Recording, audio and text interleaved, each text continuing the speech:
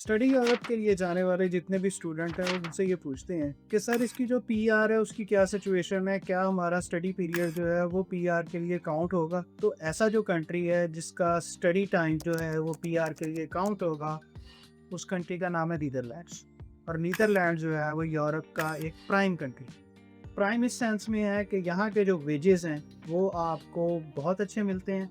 और इस सेंस में प्राइम है कि इसकी जो स्टडीज़ हैं, इसकी जो डिग्री है, इसकी जो यूनिवर्सिटीज़ हैं, वो वर्ल्ड ओवर जो हैं वो रिकग्नाइज्ड है।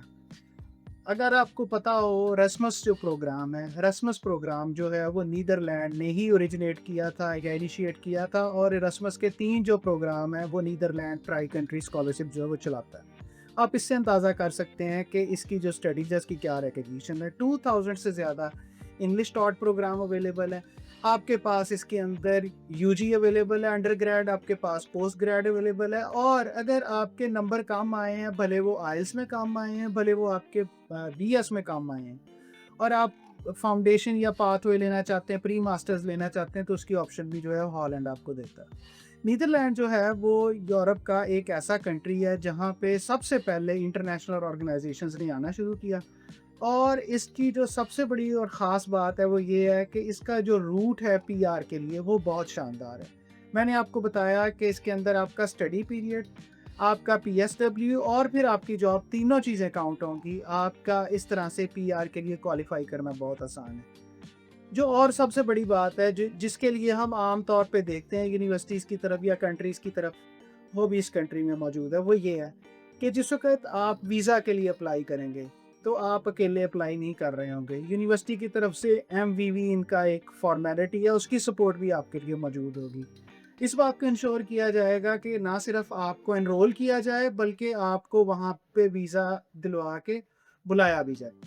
ये ऐसी चीज़ें हैं जो आपको आम तौर पे यूरोप में ये मुझे सिर्फ़ 3 कंट्रीज़ में नज़र आई हैं।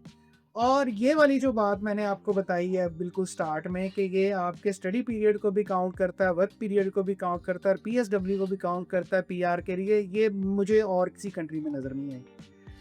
अब और इम्पोर्टेंट बात जो है वो ये है कि अगर आप इसको बजट के लिहाज से देखें तो बजट के लिहाज से भी ये बहुत अच्छा कंट्री। इसके अंदर यूजी की जो फ़ीस है वो 8000 से लेके 14000 के दरमियान है, और पीजी की जो फ़ीस है वो 10000 से लेके 16000 के दरमियान है। और इसके अंदर कुछ स्कॉलरशिप भी दिया जाता है। इसकी जो रिक्वायरमेंट है बैंक स्टेटमेंट की, या जिसको हम मेंटेनेंस अलाउंस कहते हैं, मेंटेनेंस अलाउंस की इसकी जो रिक्वायरमेंट है वो 13,000 यूरो है। और 13,000 यूरो जो है वो 40 लाख नहीं बनता। इस लिहाज से यानी कोई ब्लॉक अकाउंट नहीं है कि आपने ब्लॉक अकाउंट दे देना है और फिर आपने बैठ जाना है, ऐसा कुछ नहीं है। आपने सिर्फ एक सेमेस्टर की फ़ीस देनी है, जो 7,000 हो सकती है, 8,000 यूरो हो सकती है, इससे ज़्यादा फ़ीस नहीं। तो ये ऐसी चीज़ें हैं जिसकी वजह से मैं नीदरलैंड को एक अच्छी चॉइस समझता हूँ अपने उन स्टूडेंट्स के लिए जो quality life, highly recognised degree और पीआर जो है उसको देख रहे हैं यूरोप में। आप इनके ऊपर अपना जो है चॉइस बना सकते हैं। आपको सिर्फ़ और सिर्फ़ अपने जो स्कोर हैं, अपनी जो चीज़ें हैं वो हमारे साथ शेयर करनी है, हम आपको इसको वर्कआउट कर देंगे। आप इसे खुद भी वर्कआउट कर सकते हैं।